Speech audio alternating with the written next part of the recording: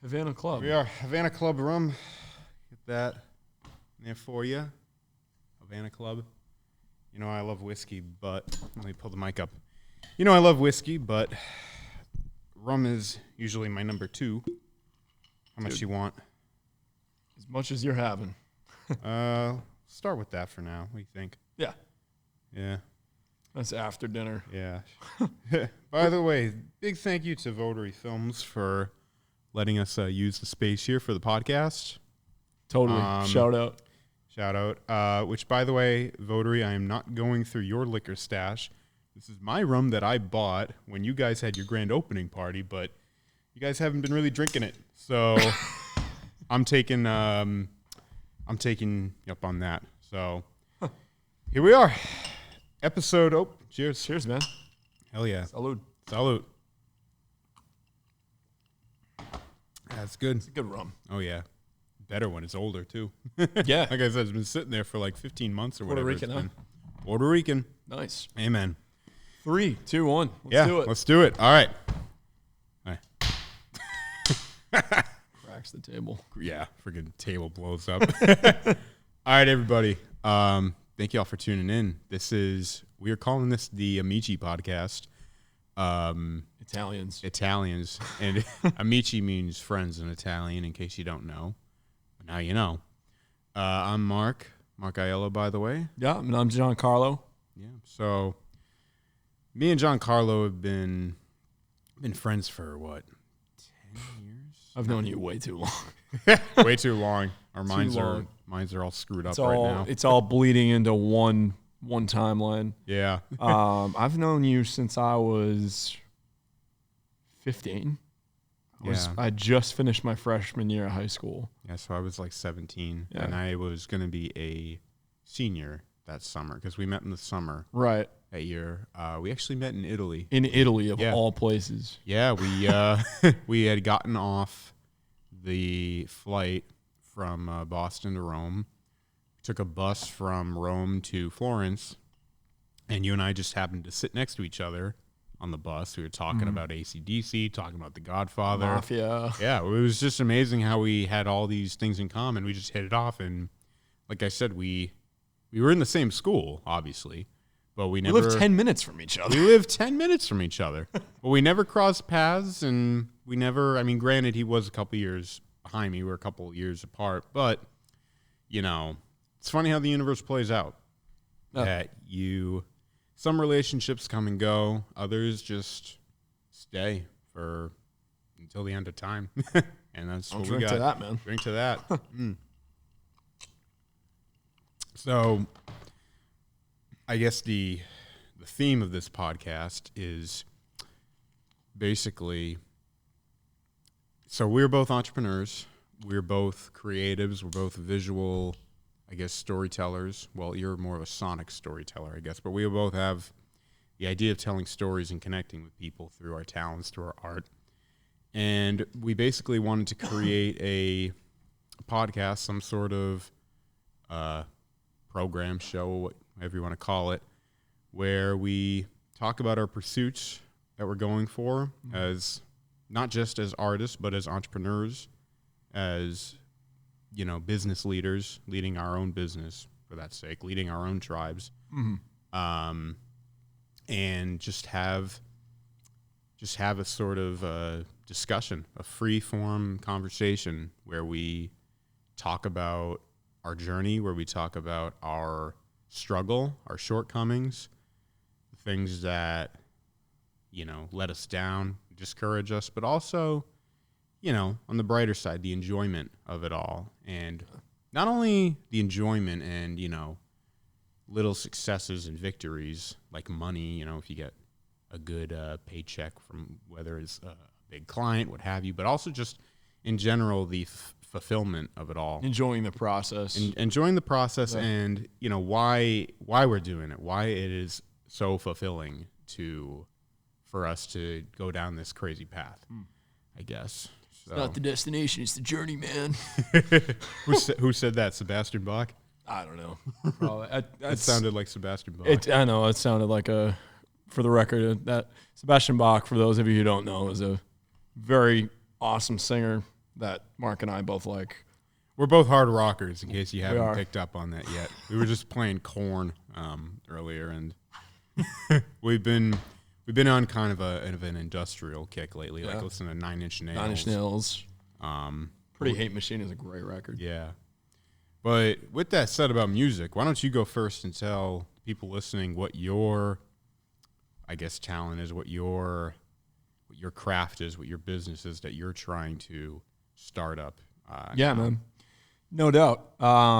So I'm a big music guy. I write, record, perform in my own original band called Verona Rose that you guys should check out. I also play in a band called The 45.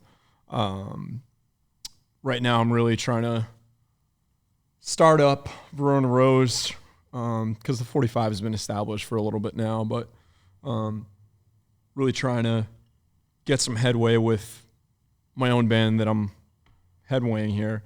I handle lead guitar and vocals, and my brother Dante, who's not here, who couldn't make it tonight, damn it, handles the drums. And we've been doing it for a really long time. We've sort of played in and out of different bands when I was in high school and had various projects here and there. But it's an original project with Verona Rose. It all came together pretty naturally. Like I think I know I've told you a bunch of times. You know, it was sort of inevitable that we did a video on it. Yeah, we here made a actually, little brand video. Yeah, right in this spot. In this spot, right over there. It was sort of inevitable that Dante and I would be in a professional touring writing band with original music, and we're just going all out right now. You know, he's always loved music growing up. I always loved music growing up. We were always exposed to it.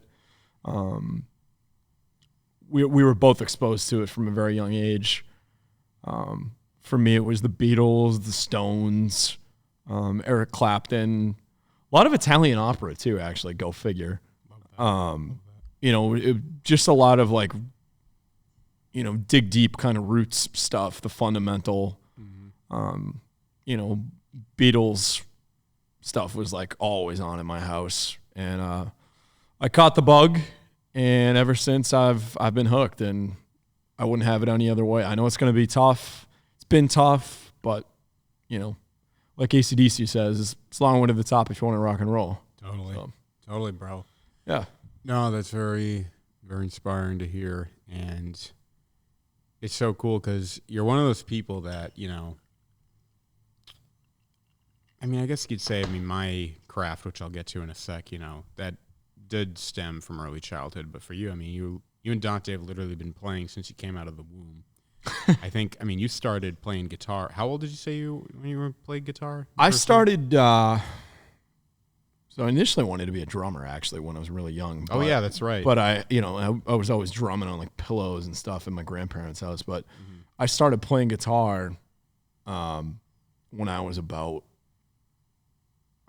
like 10, 9, 10, 11. I can't even remember, to be honest. I was in 4th grade. 4th, 5th grade is when I really started getting into it. It's when I heard like, you know, like Guitar Hero was really big. Yeah. Guitar Hero 2, Guitar Hero 3. You know, I saw the box with Slash on it. I'm like, who the hell is this guy? And, you know, like a lot of those songs on that game too were like, oh, this is like classic rock. Because I knew like the Beatles and stuff like that. But I started playing really young, relatively young, you know, early teens. So, yeah, it's been fun. That's great, man. I think they tend to, like, most prodigies tend to start like at that age, right? Like whether it's guitar, singing, they tend to usually, I don't know if that's a thing. This is rum talk here, but like might be. No, I think that's a legit thing. Is like prodigies. Like, well, what do I mean when I say a prodigy? Like someone who is exceptional at something, someone who is uniquely gifted. Like it's not just you're being really generous with me right now. Yeah, dude, you gotta stop with this. I've known you for like, what did we say it was 8 years? I've known you for like at least 8 years, and you've always devalued I know. yourself. I'm just busting. I know you're being funny, but dude, you don't recognize how talented you are. You've been playing guitar. If you started at 10 and you're 24 now, you've been playing for 14 years, and you're playing consistently the way you have, obsessing about it, constantly like, hungry to want to learn more and try out different tricks, invent different little things with your guitar, try different tunings, what have you, technique, you got it, man.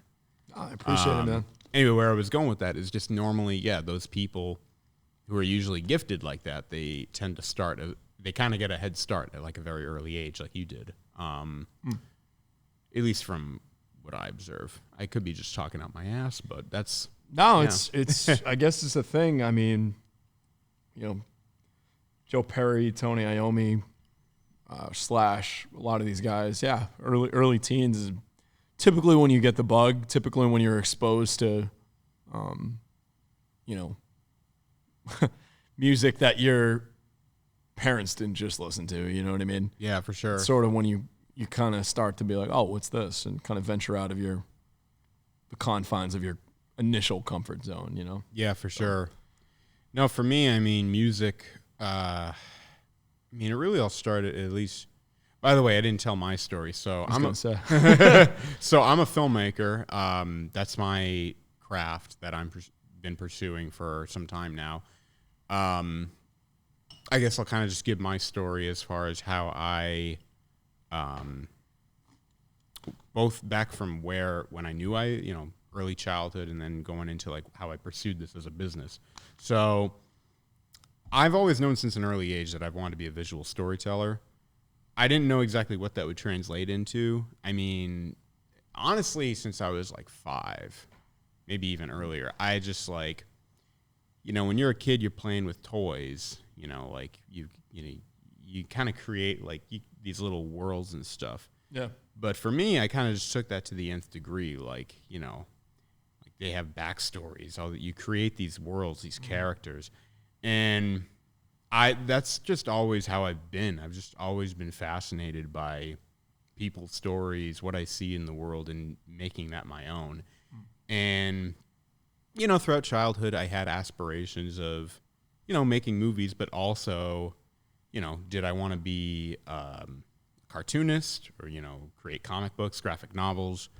For a while, I wanted to make video games, honestly. Right, because you were always into art, too. Art, too. I was always, drawing, sketching every day. I was always into that. And for some reason, I think film and video just translated with me the most, just because, like I said, I'm visual. And to me, at least, moving picture did a lot more than a still image or still images. Not taking anything away from that, but it's just, to me, it's much more immersive to see something go down like in front of you, or at least on a big screen. I always loved that. And, I went to film school. I made, my own little short films. Capicola. Yeah, Capicola was one of them. I try to forget it. I still love that one. Oh, I appreciate that. But, but I was kind of dicking around. I was in a tough spot in my life. I don't feel like I truly loved what I was doing. And I needed to, it literally took a pandemic for me to get in touch with myself and figure out like what I wanted to do, that filmmaking was truly what I wanted to do. I wanted to tell stories. I connected with people, resonated with people, and somehow tie that in as a business. So to go in a little deeper with that, I had like I had like one foot in the freelancing lifestyle and another in, just your regular doing what people say. I was like, maybe I should get a regular job. Maybe I should do this. Maybe I should just fall in line. Mm-hmm. And I was just, most of my life, I was just listening to what people were telling me to do, whether it was my parents or my teachers or peers or the media, what have you. I was just kind of doing what I was told and expected of, right, but never really living truly for myself. So it literally took the pandemic, after I had just gone, after my first big breakup, lost my dog and lost my gig that I had at the time, really hit rock bottom and kind of just get back in touch with myself and like, what truly makes you happy? I'm like, well, telling stories makes me happy. It's like, well, what kind of stories make you happy? I'm like, edgy, explosive, I guess you could say is a word, fiery, like. Raw is so fire, baby. That is my slogan on my website. Very good. And so anyway, since then, since the pandemic, that's what I have been reaching for, what I've been going after, what I have been building my career around is telling stories around raw, edgy, soulful, fiery people and businesses, creating video content for them, films about them. And that's more or less what I'm after, is that kind of visual storytelling is what I'm doing. So building my business around that and eventually get to the point where I can make my own films. Whether that be short films or features, I'm not sure. I'm still trying to figure that out. But yeah, I kind of rambled there, but that's more or less what I'm after. You maverick renegade, you.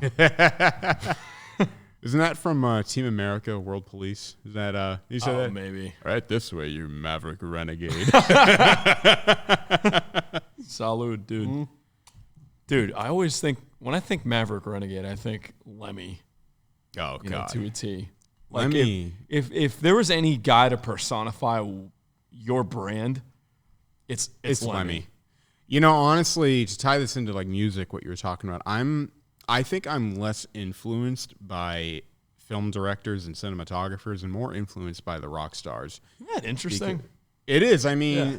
Because, sure, I watch these films to not only for entertainment, to help me, but to also help me, improve my craft. I shouldn't put it that way, but, in any industry you're in, you want to watch what people are doing so you can get ideas, maybe draw influence from them, but also see what's kind of like what's trending, Right. But so I do that. But as far as the actual motivation, the inspiration, it's 90% of the time it comes from these rock stars, these rock musicians, hardly ever from actual filmmakers, really. I get, when I was just playing Ace of Spades on my way here, one of my favorite albums of all time by Motorhead, which, by the way, people listening don't know who Lemmy is. First of all, shame on you. Second, Lemmy is the front man for the band Motorhead. If you don't know, just look up the Ace of Spades. You definitely know that song. You've heard it on a car commercial or something. But anyway, classic record. No, you just, when you hear it, you feel it's not only loud and aggressive and punky, but it's liberating. I was just going to say, you feel like a rat who broke out of his cage. Mm-hmm. There's something youthful about it. There's something liberating about it. Totally. Yeah. That's rock and roll. It's liberating. It's freedom. It's attitude. It's attitude. It's not giving a fuck. And I definitely connect with that a lot. And it certainly motivates me to tell those kinds of stories about and find people like that truly just don't give a fuck. They they wear it on their sleeve. They have this attitude. There's this nature about them where you may see the physical side appearance of it and how they dress and their tattoos and it's not all jewelry. the image. It's really not. When you think about it, though, it really isn't the image. It's part of it. It's certainly the first impression, but it's really what it comes down to is just their nature, and that they're generally kind people. Surprisingly, they're like the sweetest of sweethearts. Like Lemmy, he was a total sweetheart of a guy, right? But they have this sort of attitude, this beyond can-do attitude, where it's like if you put your mind to something, you can do it, and I've just always felt, I shouldn't say comfort, but solace, is that the word? Yeah. Inspiration from that. I've just always... Yeah, you've been inspired by it. Yeah. It's really like, that's what rock and roll does. you know, a lot of filmmakers, they may watch their favorite movie before going to a shoot. I'm like, I'm going to put on my favorite record, one of my favorite records, before I go for a shoot. I'm the same way. When I'm going to a show or when I'm going to record in the studio or I'm going to rehearse or something, you got to get into the zone. Yeah, you know what I mean? Like this is, and you know, this is a filmmaker. You gotta get into the zone, whether you're a filmmaker, whether you're a rock star like Lemmy, or whether you're Jeff Bezos. Yeah. You have to get into the zone. My God, I sound like Gary Vee right now. No. But you're saying the truth, though. You're not just talking out your ass like Gary Vee is. Yeah. For the record, a lot of people might not want to hear this, but I don't give a shit. I don't like Gary Vee at all. I don't like Gary Vee either. We're just going to put that out there right now. And I was thinking about this, too, as I was, prepping for this today. Like, I want to do like an episode where we talk about these bullshit entrepreneurs. There's a lot of these them. quote unquote hustlers. They're con artists. Yeah, we'll do a full on discussion about that at some point. Yeah. But anyway, go on with your point. What Yeah. were you gonna say? Well, that's it, man. You got to get into the zone, regardless of if you're a filmmaker or you're a musician. So it's funny because I literally do the same thing. I'll put on like Aerosmith Rocks or Appetite for Destruction or Hollywood's Bleeding by Post Malone. That's such a great album. You know, if it's good music, it's good music. Doesn't matter if it was from 1968 or 2021. Yeah. 100%. I really like that new Dua Lipa record that came out last year too. The Dua Lipa, who's that? Dua Lipa, she's just like modern pop dance music, but she's great. She's really good. I think she's got a lot of cool influences in there. Like I hear a lot of ABBA, a lot of like old dance music, but like, you know, again, if it's good music, it's good music. That's awesome. But I know I kind of went on I tend to go on a lot of tangents just in case people couldn't peg that one yet. But no, you're good. But no, man, that's great. There's nothing better than putting your favorite record on and just having everything around you just not even like, it's like you don't see what's going on around you. You don't think about, oh shit, I got to be here at this time, or oh, I got to do this. It's just you and the record, or it's just you and the movie. Yeah. You know, when you hear, first of all, like just say like your favorite, or at least one of your favorite records, and just say too, like, what does, number one, name that record. Number two, like, what does that do for you as far as, when you listen to it, not just the emotions you're feeling, but maybe how has it helped you be the person you are today and helping you get to like where you want to be? Because I think music can really have that effect on people. Oh, no doubt.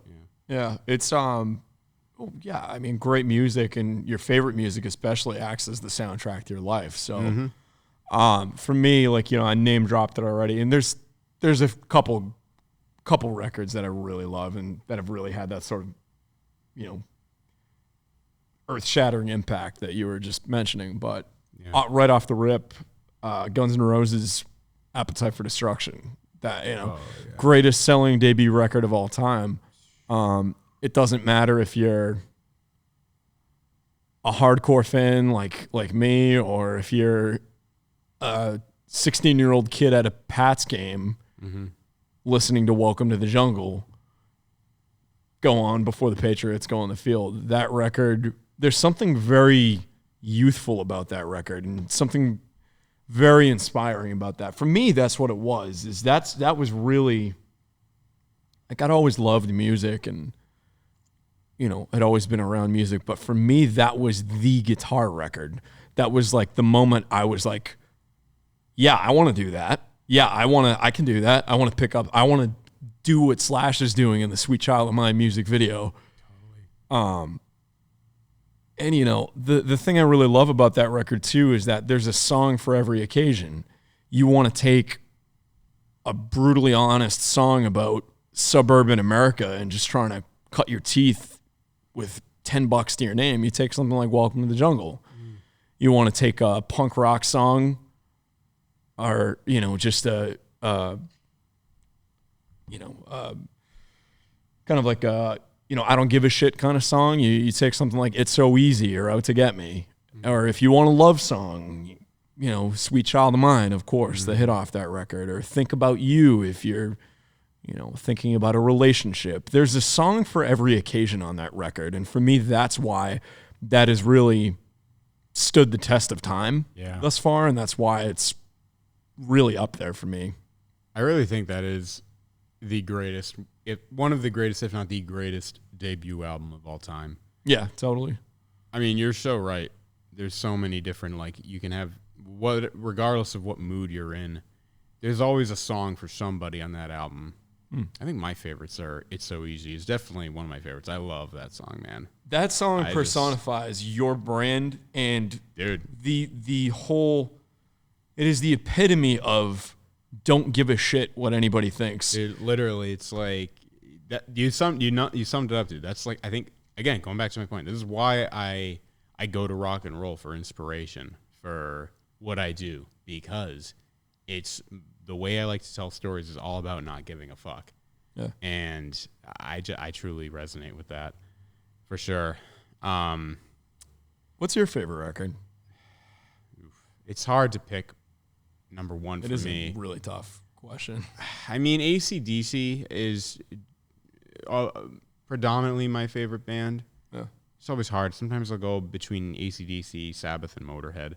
Yeah. But same for me. It's like Guns, Aerosmith, or Alice in Chains for me. Yeah. I love Alice in Chains too. They're one of my favorite bands in the 90s. But going to your point of what you said about the soundtrack to your life, the album, if there is an album that kind of has that theme, it would be Back in Black, AC/DC. I knew you were going to say that. Yeah, I mean, when I hear that album, I just have all these memories of high school, whether it be when I first heard the title track, Back in Black, off of some cassette tape at a repair shop or something, Yeah. You walk into a garage, and they got the radio on, they got their music playing. You're gonna hear AC/DC, of course. Forget that. Anywhere you go, football game.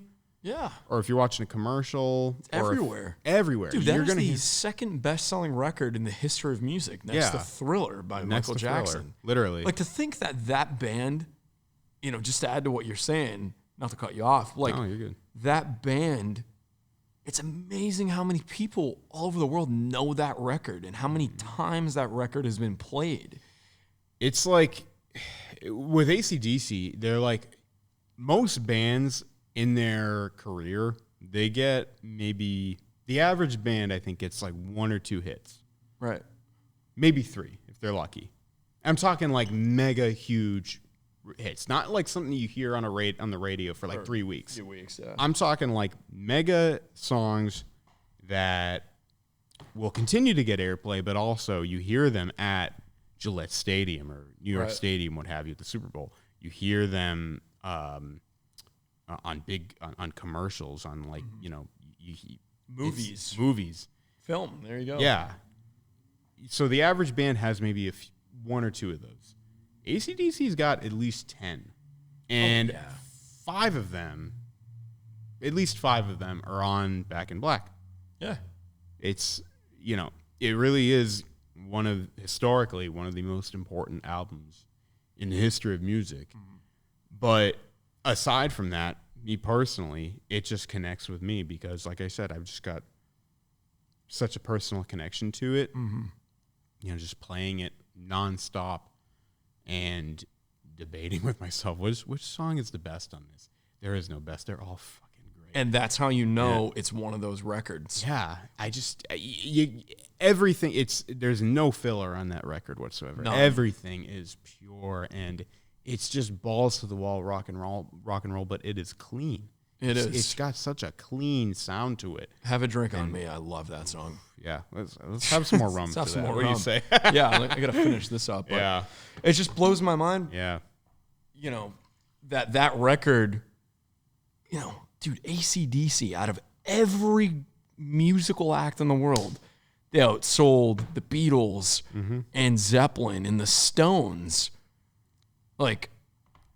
that's pretty. And it's a pretty, hard rock band. I was gonna say, like, that's pretty badass. Like, Yeah. you have a hard rock band is number 2, like right behind Michael Jackson. Like, that's quite an accomplishment. So, shout out to the boys in AC/DC, and they're still doing it today. They're still fucking doing it, even without Bon, even without Malcolm. They're still doing it. So I just get such. It's one of those things, you know, where I put on AC/DC. I could go through, like we said, we go through all these different phases. You know, we get on a 9 Inch Nails kick.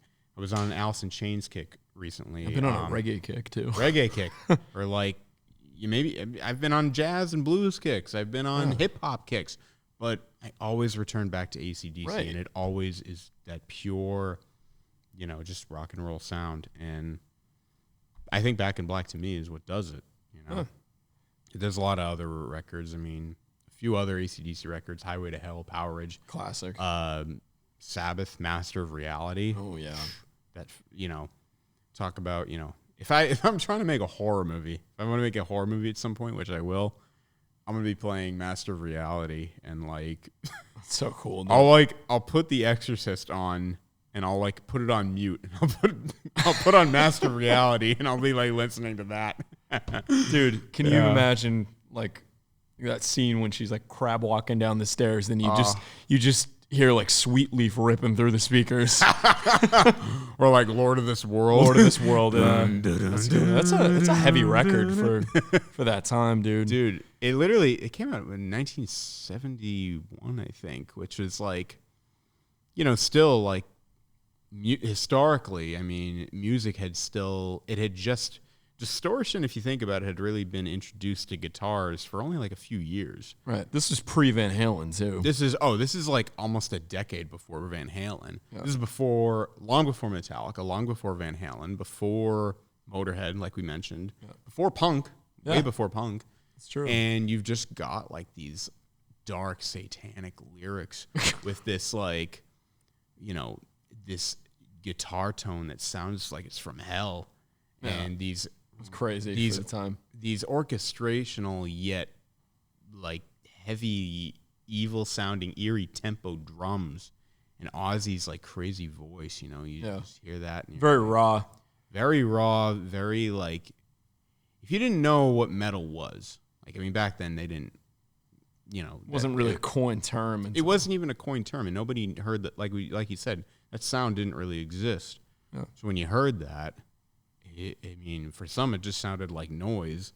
For others, it was like, what the hell is this? Yeah. And they were also so melodic, too. Like, you listen to, you know, you listen to, like, even the Ronnie James Dio stuff, like Children of the Sea. Like, they knew how to get heavy, and they, like, coined that.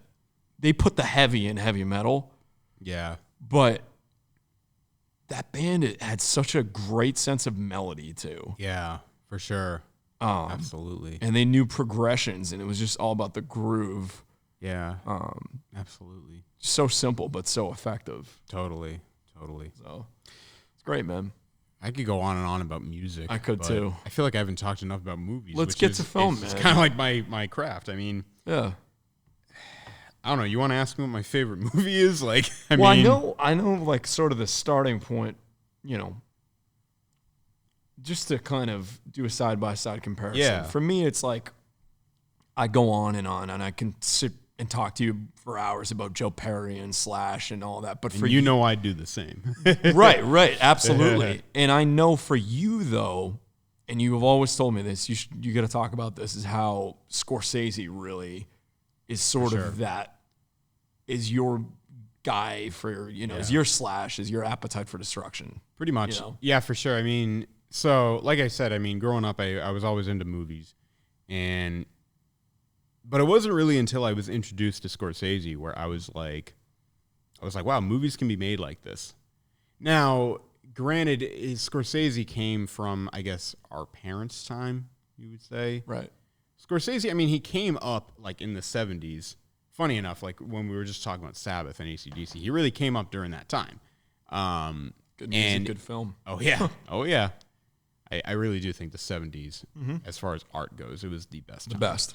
But he kind of had a peak. I guess you'd say Scorsese's big peak was in like the 80s, then he kind of dipped down, and then the 90s, with Goodfellas, obviously. Mm-hmm. But anyway, I was always into movies and just loved seeing like these insane visual stories, especially on the big screen. But with Scorsese, that's what really got me into filmmaking as far as like pursuing it as a career, whether it was, I was pursuing it as like, okay, I'm going to be full-time filmmaker, or just, on the side, just telling stories. Scorsese really gave me that sort of push, that inspiration, because at least like the first movie I really saw that he directed was Casino, which awesome movie. I'm biased. Most people will tell you his best film would be like Goodfellas or Taxi Driver, which those are all great movies, and I would argue unanimously that those are his best films. Mm-hmm. Raging Bull, of course. I mean, Raging Bull is considered one of the greatest films in American cinema. Mm-hmm. But I saw Casino. It was the first one I saw, and I just kind of loved that there wasn't really a plot to it. But it was with all his movies, it was very character driven. Joe Pesci, man. Joe Pesci and De Niro. The way Scorsese directs, it's not like, here's the script, you read your lines, and I tell you what to do. I nitpick here and there what you can and can't do. Scorsese has always, like I said, he's emphasized character, and by doing that, he allows room for the actors to throw in there some flavor. And as long as if he likes it, then he'll go with it. Keep it in, yeah. And I just love that sort of, chemistry of like, especially, with Robert De Niro or Joe Pesci. If they're if Scorsese, is doing a scene, oftentimes like, Joe Pesci or De Niro or whoever he's working with will be like, by the way, what if I say this, or what if I do this? And and if it works well with the character, Scorsese will be like, yeah, let's do it. Yeah. And you see when you see a scene in a Scorsese movie, you see a lot of that.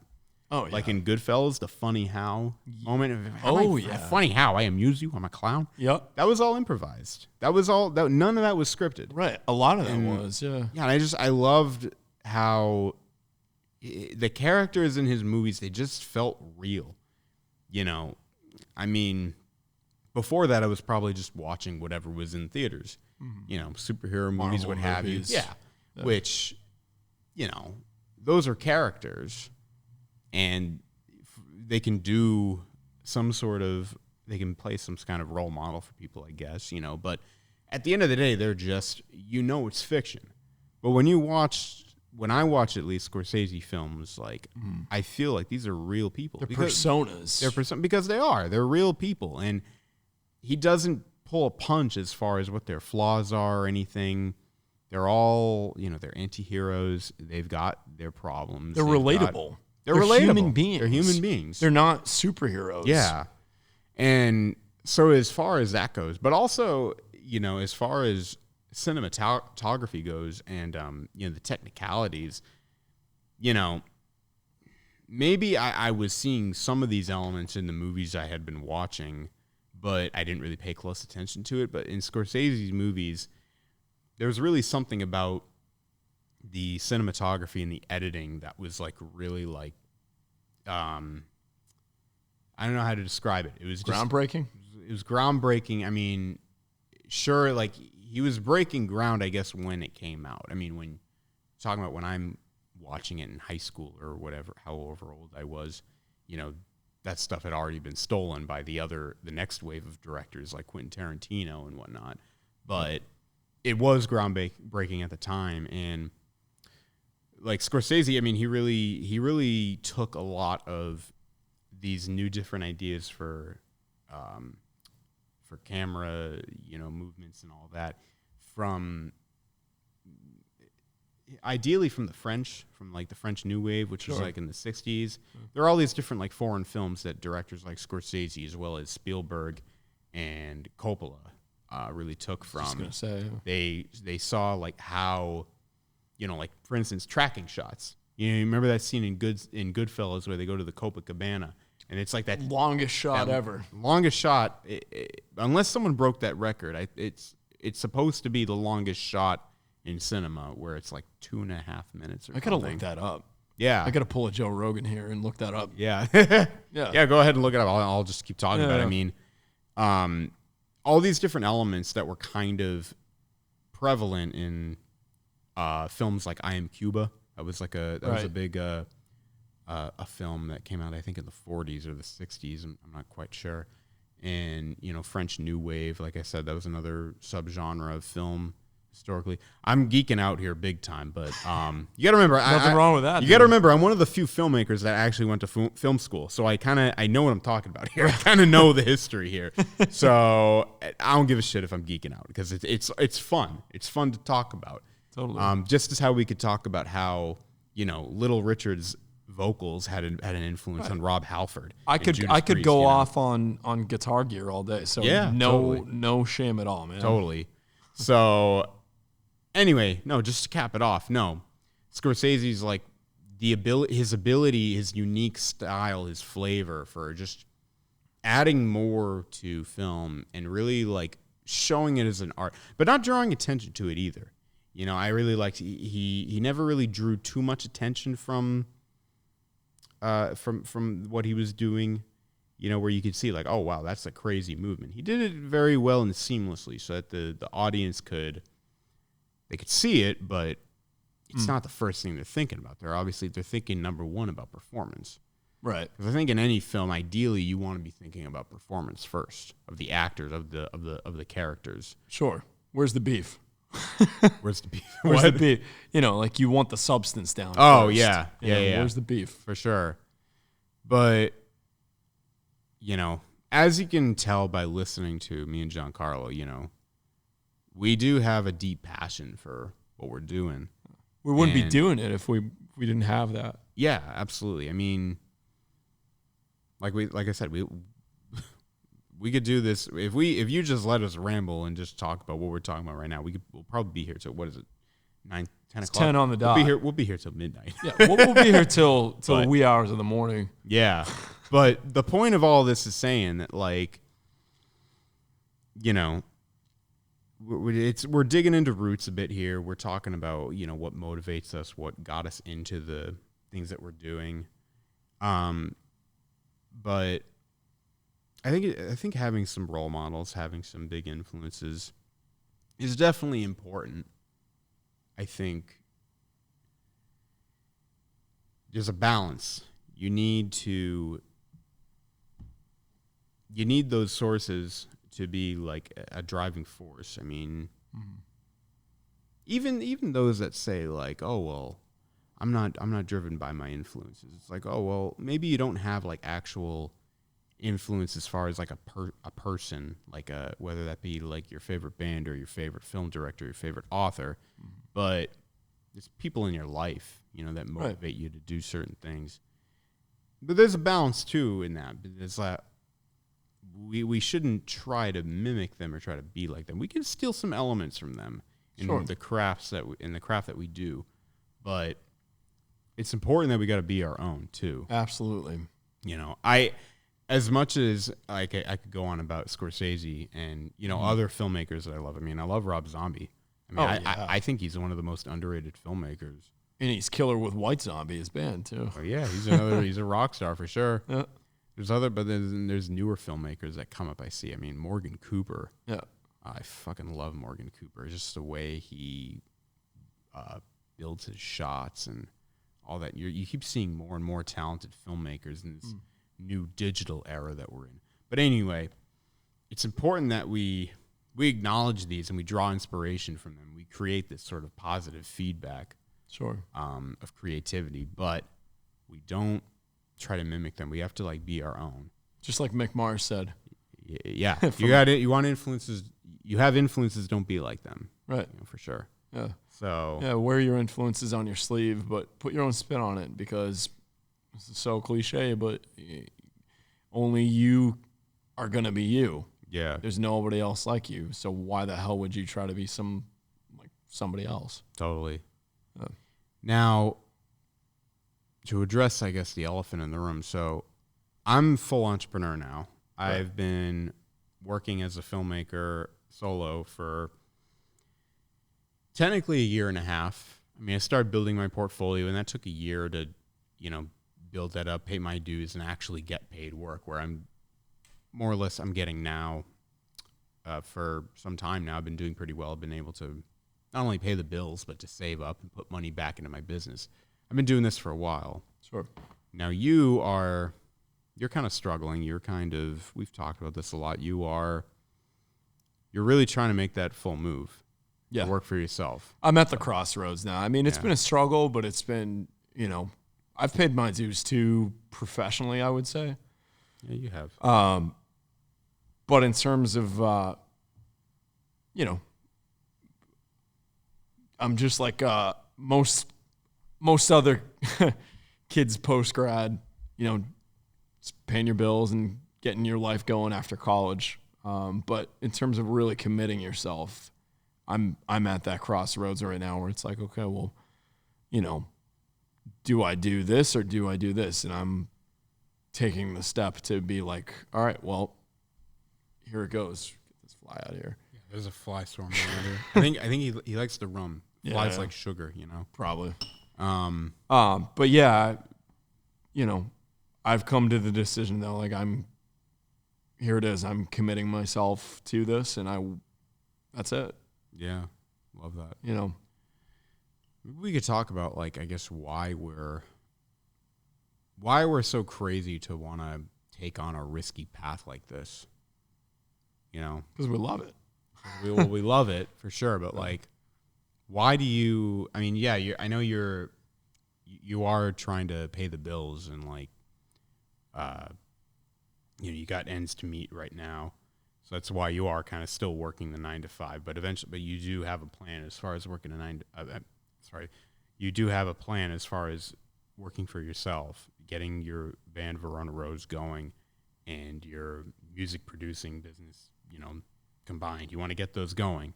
Totally. But like, I guess why? Like, why do you want to do that, like, on your own?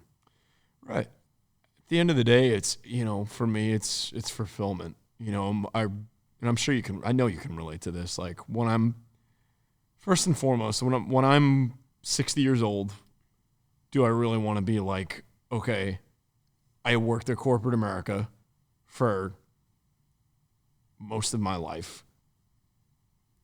Is this like what do I have to show for it? This isn't really my own. You know what I mean? I think you got to be insane to want to be an entrepreneur. Yep. To assume all that risk.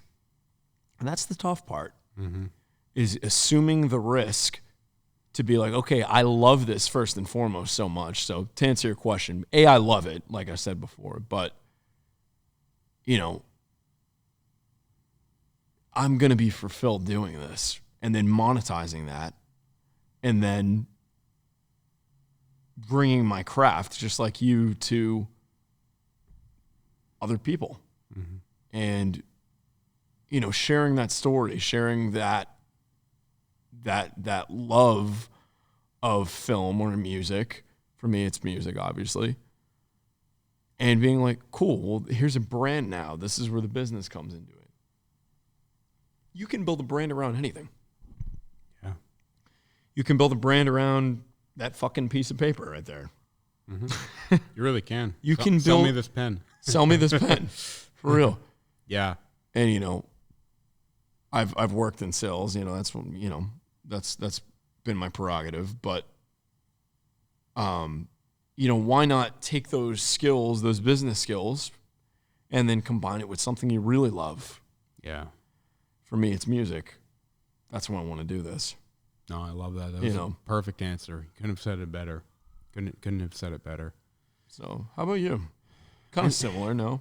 Very similar. Right. I mean, for me, I never really identified as an entrepreneur. I wish I could sit here and tell you that I was that kid that had hunger, that was like making bank at like lemonade stands and like selling like test scores at like freaking, in high school. Selling test scores. Or not selling, not test scores, selling test, answers or whatever. Oh, okay. Like the know-it-all. Yeah, that's what I meant to say. Like, I wish I could say I was that kind of kid, but the reason why I pursued it was more so just because, like I was saying earlier, I have these stories, I have all these ideas in my mind, and I just can't do that by working for somebody else. Right. It has to be. I got a bug in my hair. God damn it. That's good. That's good. No, I was like, do I tell him like he's in the middle of a line? No, tell me. I don't want this fucking bug shit on my head. Whatever the hell he's doing there, he's probably laying lice or some shit up there. No, I mean, for me, I don't. I've always thrived independently.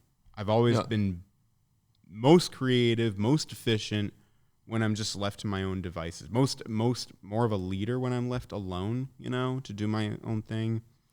And yeah, you're a lone wolf. I'm a lone wolf. I mean, look, I am too. I mean, we're both Capricorns here. I mean, we thrive in being alone. Yeah. I'm a Capricorn. I'm a Capricorn. I'm only compatible with you if I'm only compatible with Virgo and Taurus. Dude, I can't tell you how many times we've been on like. I hate it. I hate it's stuff. For the record, it's all bullshit. It's all bullshit. That's just what I believe. I don't care what you believe in. It's fun. It's fun though, but I gotta say it's fun. It is fun, but it's total nonsense. It is complete nonsense. But come on, Capricorn. Where was I? I was talking about how I'm best. You're a lone wolf. I'm a lone wolf. I'm best independent. I'm most creative, most efficient, most productive, most fulfilling when I'm left alone to do my own thing, be creative, with myself, and just, it's best when people I find they trust my ability, because I'm confident now that I do have an ability to tell stories and bring this flavor, this spice that nobody else can bring but me. Mm-hmm. And I love it when people are like, Mark, we recognize this. You just do you. We'll go with whatever your vision is. We trust you. And so with that said, all arrows point to just me being an entrepreneur, or a solopreneur even, I guess you could say. Just working entirely independent. And there's ups and downs. There's pros and cons to that, and we'll be getting into that. But sure. I don't know, like I said earlier, I always just kind of did what I was told, and just kind of fell in line. And when I did that, I was always depressed. I was anxious. I'm like, why am I here? Yeah. I wasn't fulfilled. It wasn't what I truly loved doing, and trying to find like a regular job or whatever. I just wanted to create my own brand. I'm way too stubborn, and I'm way too cerebral to be, working a regular job. I even had like a friend. I won't say his name because he'll probably be listening to this, and he'll probably won't be happy that I'm telling this, but we got into a big argument when I started pursuing the entrepreneur path and building my own business. He said, "Why do you want to do it?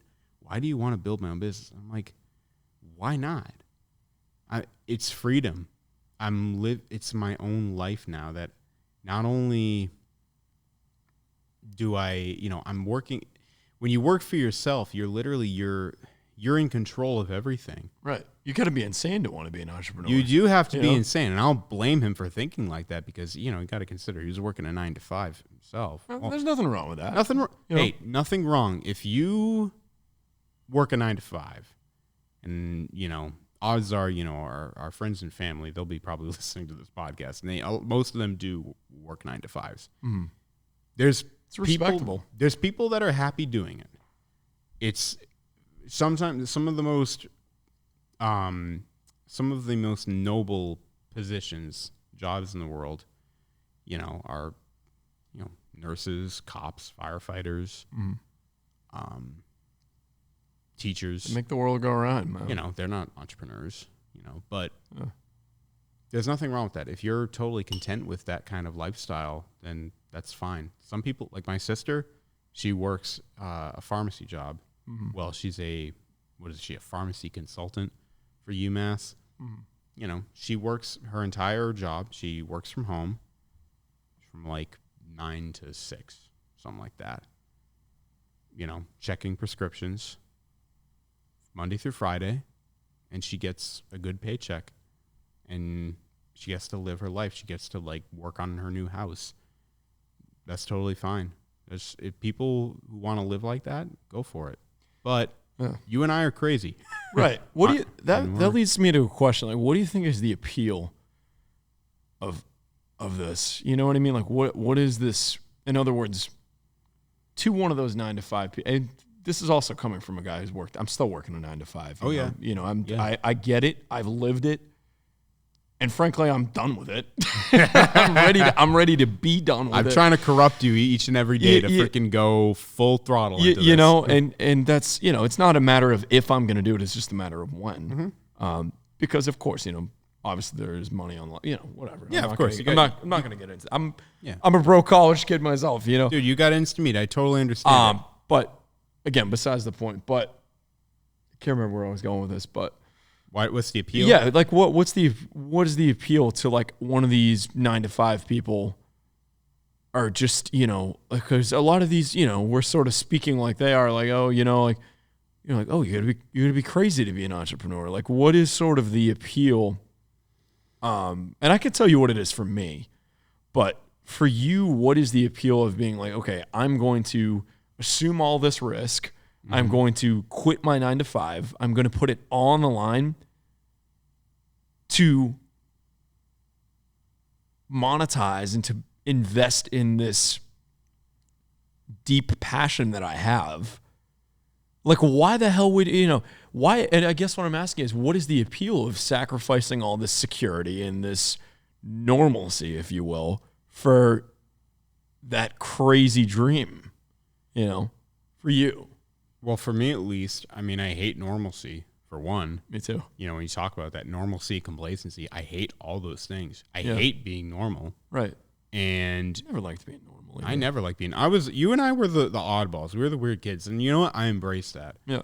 But you talked about passion, though. And that's just the key thing for me. That's like, I'm anchored toward that. Mm-hmm. I don't give a shit about the risk or any of that. I mean, you should care to some degree, like, you know, what happens, prepare for it. So you got to be practical, of course. In some respects. Yeah, obviously. But if it's what you're truly passionate about, I'm crazy. I have to go for it. Right. Take calculated risks. Yeah. Yeah.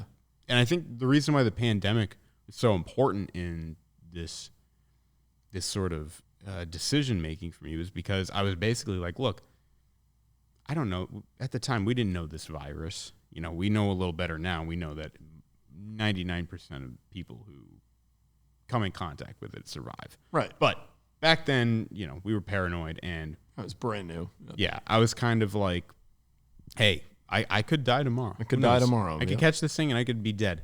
Yep. Why not die doing something that I love? Right. You assume the risk. Yeah. You know, we're not getting any younger. Yeah. That's absolutely what it is. That was it for me. I mean, got a fly going in your water bottle. What is with the flies in here? Fucking flies.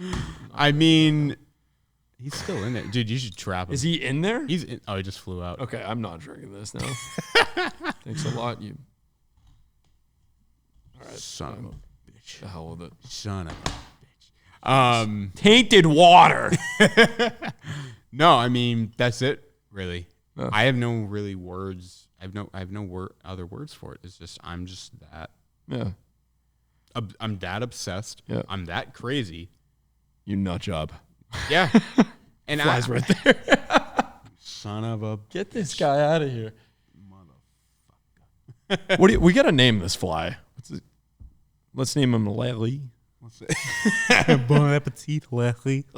We're also big SpongeBob fans. Yeah, that was a SpongeBob reference right there. We'll probably be dropping SpongeBob references here and there throughout the entirety of this podcast series. Yeah.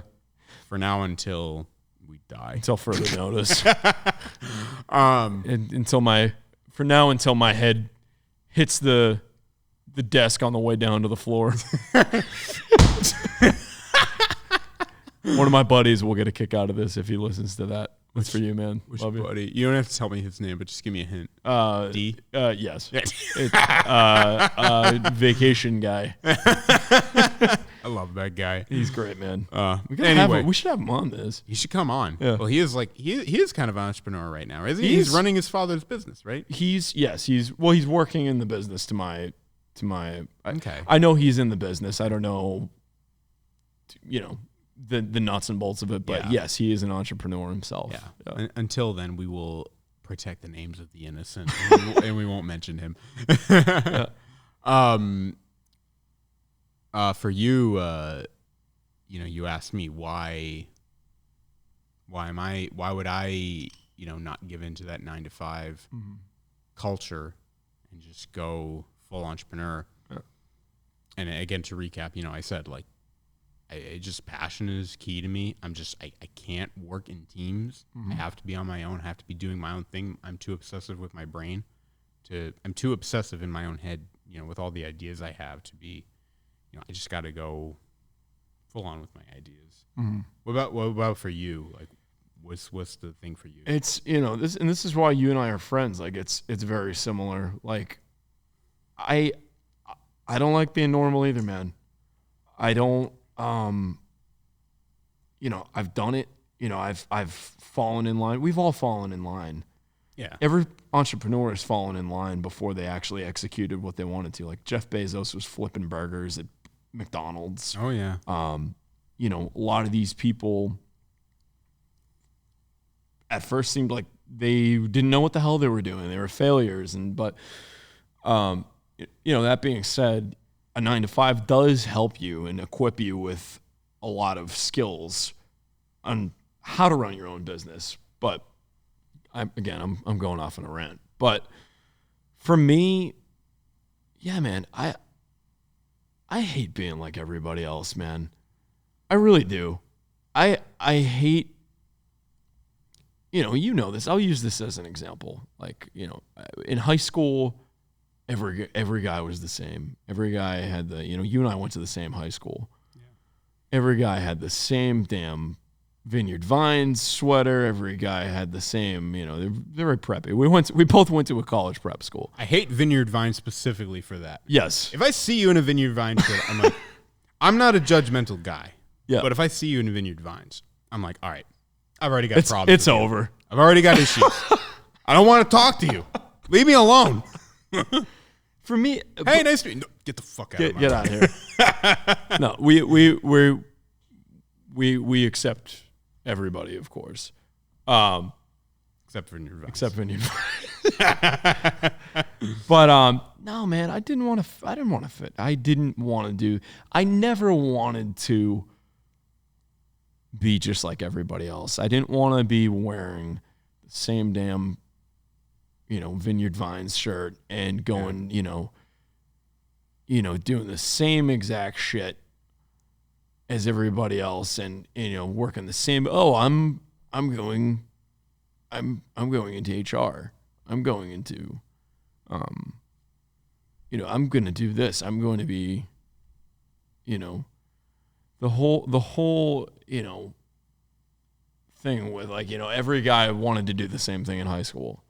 I'm going into finance, it's cool if you want to do that. I didn't want to do that. I wanted to be, ever since I was a young kid, I was like, I know it sounds cliche, like, bro, I want to be a musician and I want to be a rock star. I want to record. I want to tour. And I want to be just loving it and just loving what I do. I wanted to be different. I never fit in, man. Mm-hmm. I still don't feel like I fit in. Yeah. But I'm fine with that. I think it's very sad and very discouraging that we live in a society that doesn't promote those renegades like us that have like very crazy, wild ideas, I don't even think I'm a renegade. I think I'm just a regular guy with a... Well, you are, because you have this idea of... It shouldn't be even perceived that way, I agree, but The idea that you're willing to pursue that, being a rock and roll musician, and that's your career. It's just rock and roll, just a good musician. A good, a good musician. But whether it's parents, teachers, school's not encouraging that. Schools don't teach you shit. Fucking colleges don't teach you shit. I'm a firm believer in that. Education is not synonymous with school. Right. But that's a topic for another day. Sure. But what you got to be a doctor or a nurse. That's a different story. Yeah, that's different. What I'm getting at is, it's very sad to see that society does not encourage people like that, mindsets like that, to really dare to dream your wildest dreams and go for it.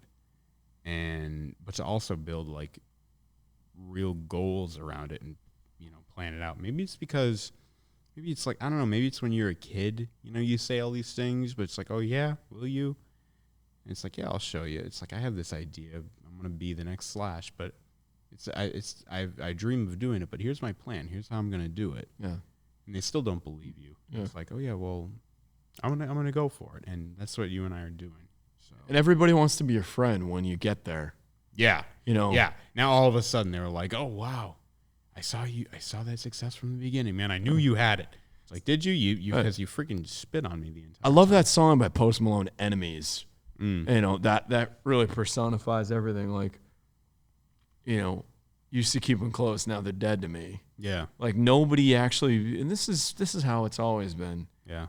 Whether you're a filmmaker or a musician or a star athlete like Tom Brady, or nobody believes in you when you're going through the rough shit at the beginning. And those that do should always be kept and praised and given your constant support as well. Because when you were in the trenches, when you were getting your face kicked in, when you were get the runt of the litter, those were the people that were there for you. Mm-hmm. And you have to be grateful for those people, regardless of if they're your family or friend. I mean, real friends, like, those people that were there with you in the trenches. Totally. Because no entrepreneur ever made it by himself. He had to surround, his or herself with people that believed in them. And that's the other key part, is like, you and I can't do this alone, man.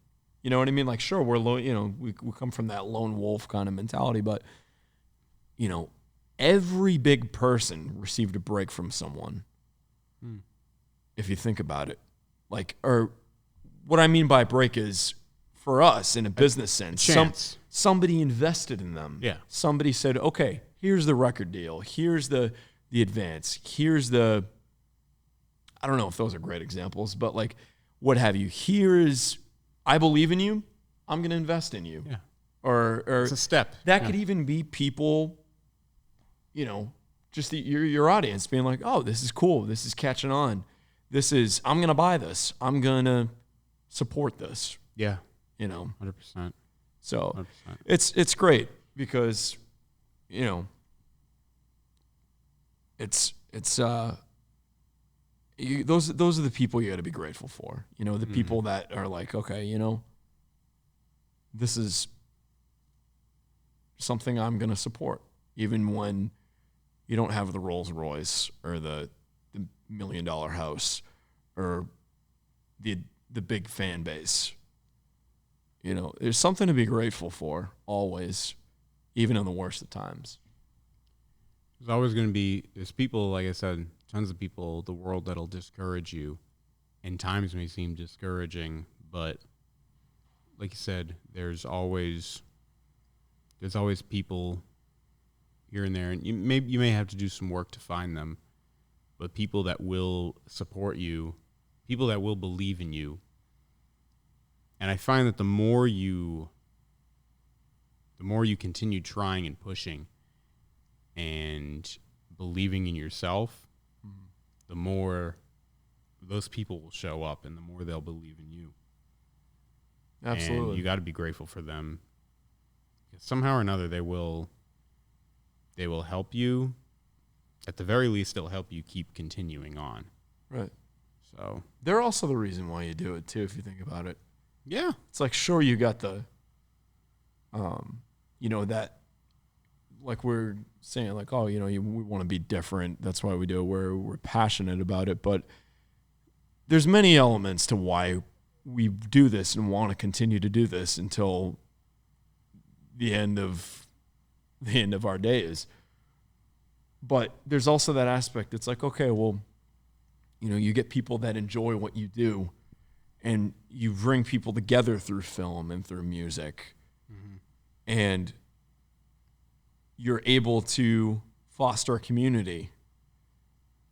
That really is beauty too, because to know that something you love so much and you can pass that on and have somebody consume that and either have that film or that record be such a crucial role in their lives, that's amazing too, to know that, once, obviously we're not at that step, but once we get to that step, it's like, wow, like that's amazing how this is helping somebody as well, Yeah, success is one thing, but significance is another.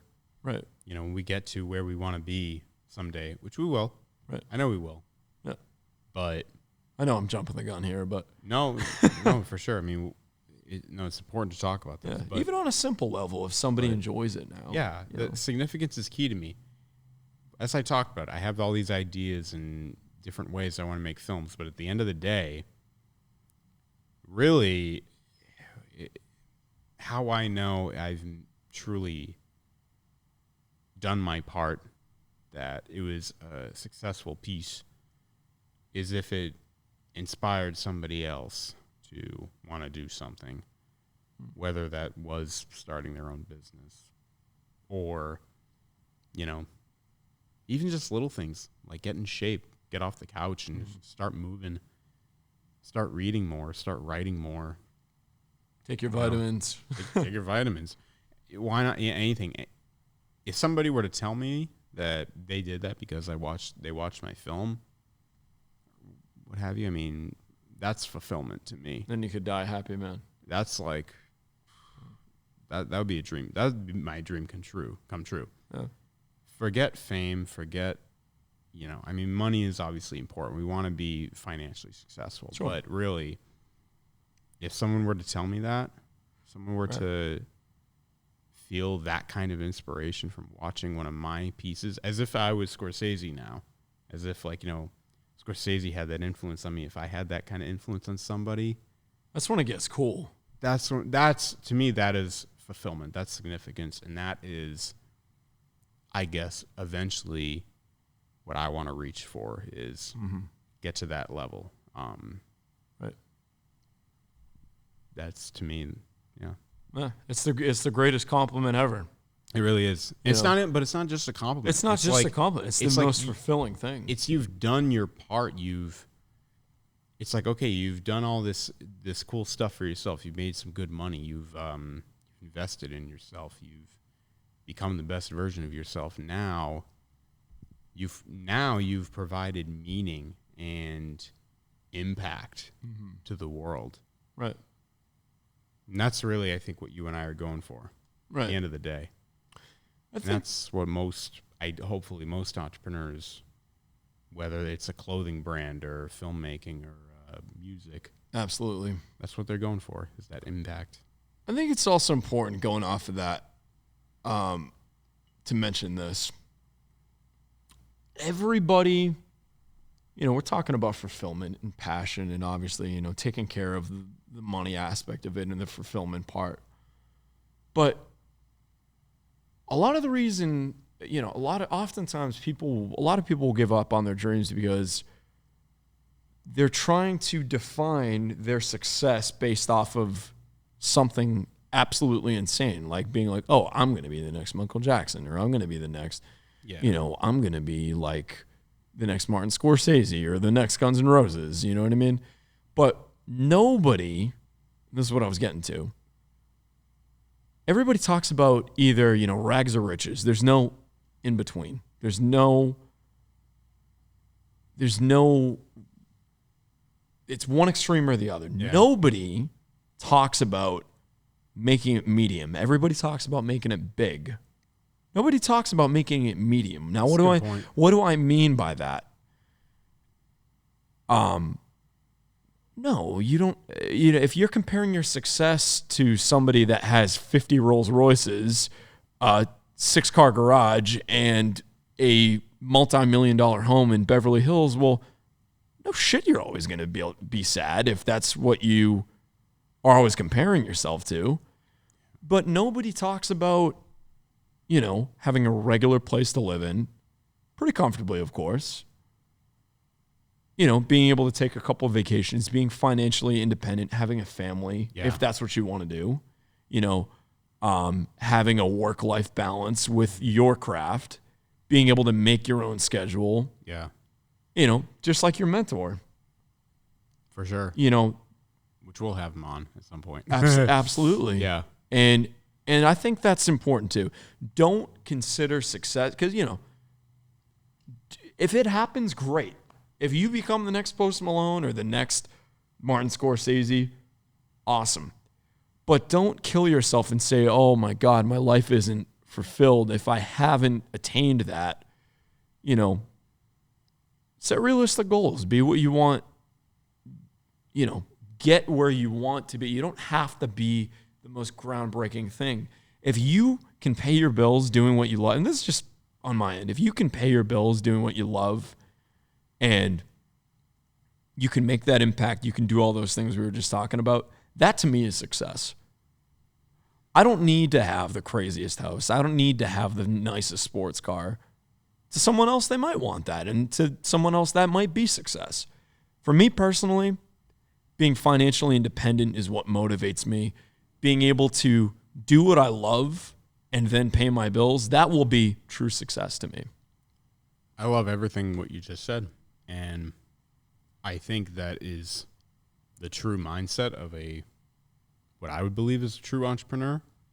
All those things, having that financial independence, that freedom, that ability to carve your own life and to also create that work-life balance on your own terms. Mm-hmm. I think, the ability to forget fame and all those detractors, that's ego talking. Yeah. To be the next, to be the next Slash or the next Scorsese.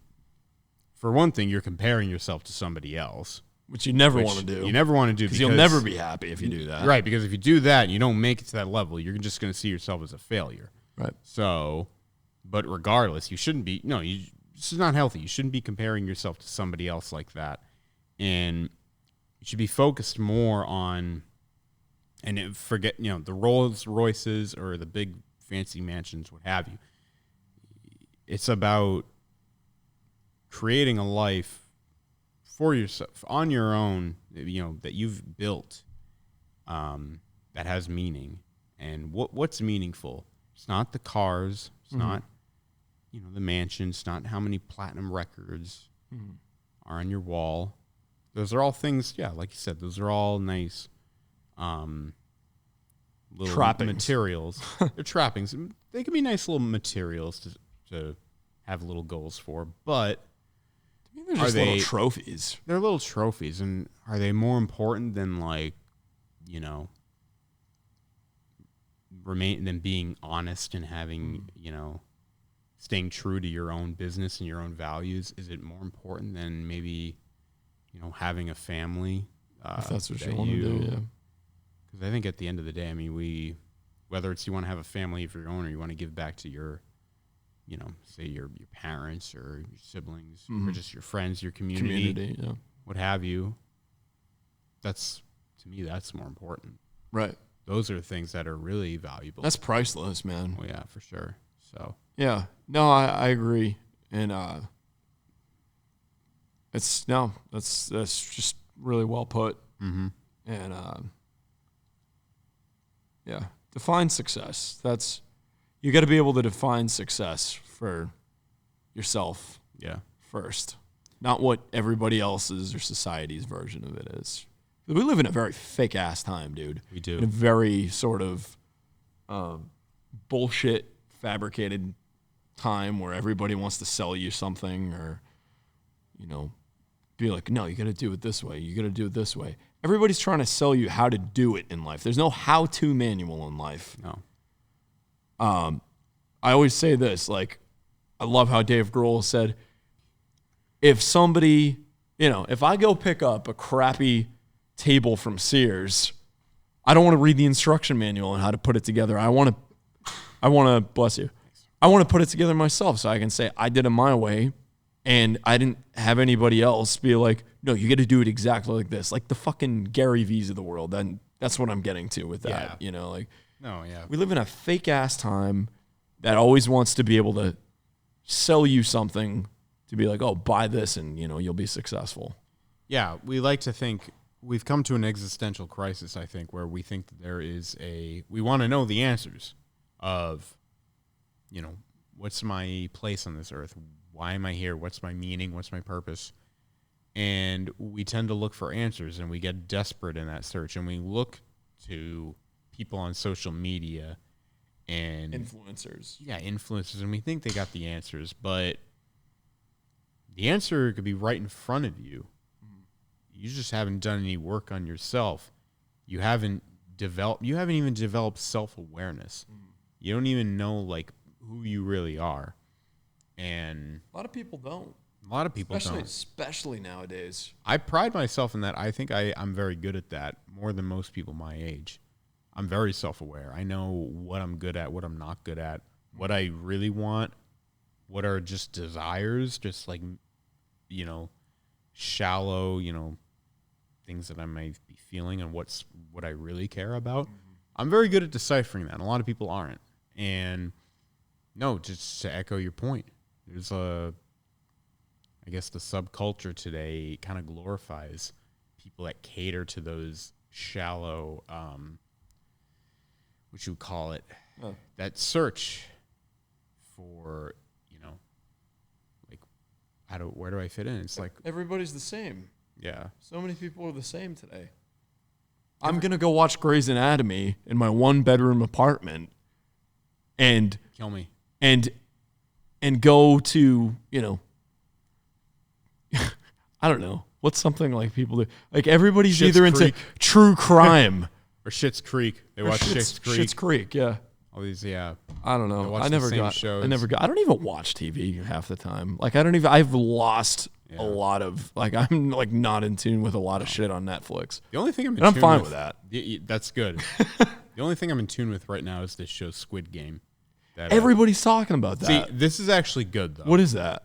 It's I'll tell you off the air, whatever. But it's a Korean show. Okay, that's no cool. stars. No A-list stars, no celebrities in it, nothing. Just the storyline in it is pure gold, and I get freaking goosebumps, jitters when I'm watching it. So it's pretty cool, man. I'm gonna get you into it. That's an exception, though. Yeah, I think that might really shake the ground for storytelling. There's always an exception, and that's what keeps things interesting in culture, totally, and in society, totally. I guess a reason why we're doing this, and let alone why we're doing the podcast, we want to encourage those exceptions.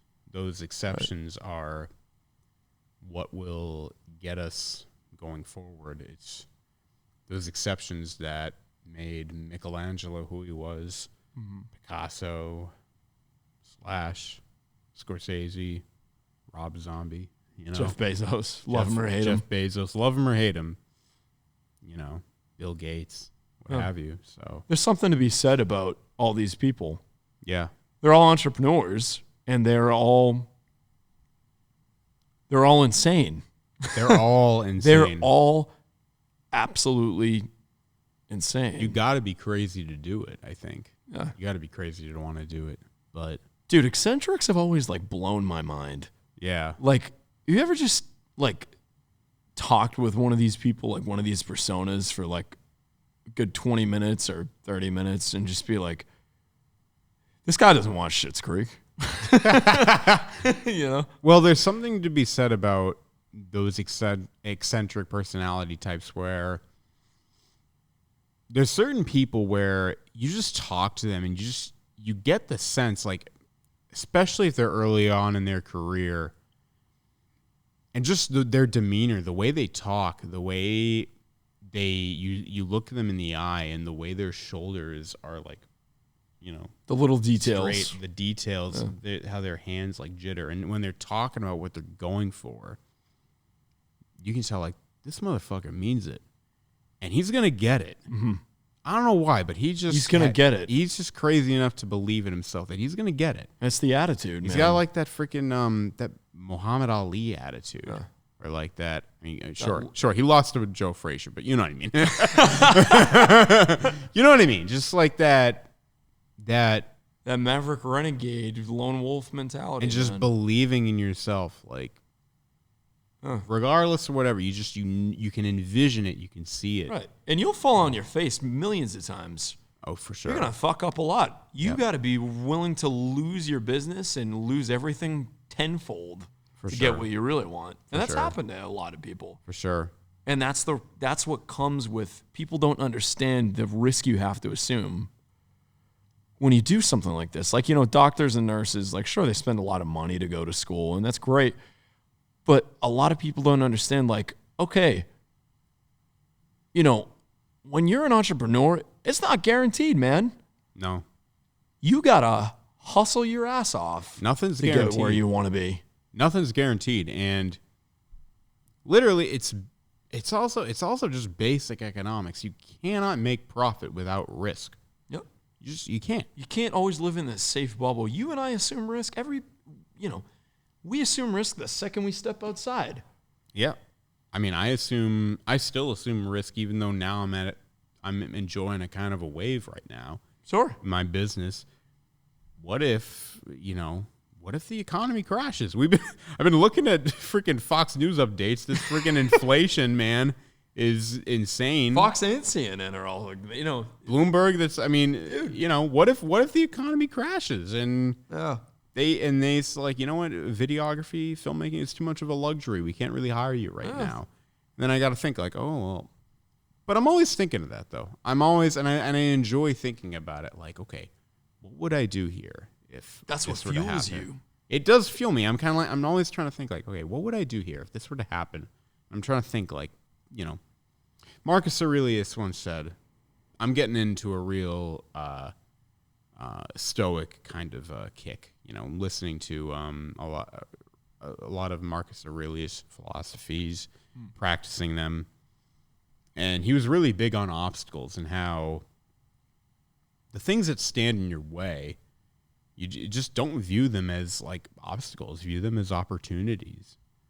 And to me, I'm always trying to think of that. And I'm more on my feet, I think, because I've been in rock bottom and started my business literally from scratch. I may enjoy a good wave, like I said, that I'm on right now, but I'm always thinking like, okay, if and when this wave goes sideways, right? What do I do from there? Right. We could lose it all any day, man. You could lose it. I'm always trying to prepare for that, and I'm always grateful. I'm always grateful for everything I've got, because there's a lot of things, even without my business, there's a lot of things that I have that a lot of people don't have.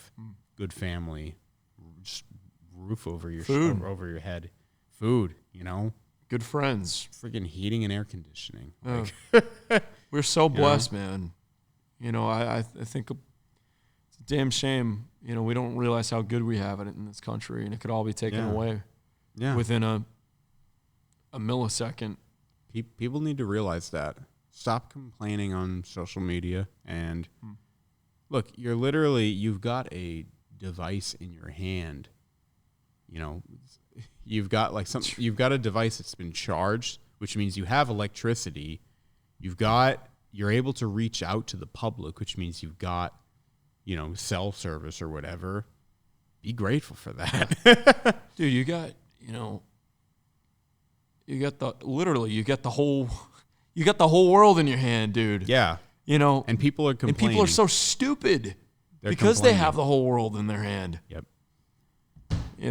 That's a story for a different day, but let's try and end on a positive note and just turn that around and just say, look, the conversation we've been having for the past, hour and a half, whatever it's been, you know, it just goes to show, I mean, look, the reason why we're doing this is, for one, we have our own selfish desires, and it's totally fine. But I think you and I we were called to this earth, and you and I are both men of faith. You know, yeah, believe it or not. Yeah, believe it or not. Whether you're not religious or what have you, that's totally fine. But there is some kind of force that in the universe that made you. There's potential for who you are, for who you can be, and to go for that. So on that note, it's just know if you've got something in your heart and something in your gut telling you to go for something, then you can do it. Mm-hmm. You've seen it throughout history. It's been done. It can be done again. Mm-hmm. And if you've got a talent, once you die, it's never going to be replicated. People may try and copy it, but it's up to you to do that. If you don't do that, you know, it's never going to be seen again. So, right. You know, people you are listening, you are distinguished, you are talented, and you can bring those things to fruition. So it's up to you to do it. It's a long journey. It's a hard journey. Me and Giancarlo, we've been going through it. Giancarlo's he's more, I guess. Starting out here. He's just starting out. He's still going through the struggle of it all. I mean, I struggle, but, you know, he's more or less kind of in that starting phase for sure. But you can't let that discourage you. And as you go through that journey, as you push, you'll also be grateful for what you've got and the good things you have. If you have, like we said, electricity, if you've got food, if you've got water, if you've got shelter, if you've got a good family and friends, which hopefully you have all those things. You probably have all those things if you're listening to this. So keep that in mind. That's some food for thought for you. And it's beautiful. Yeah. I got to stop clinking my rings in this freaking glass. Yeah, man.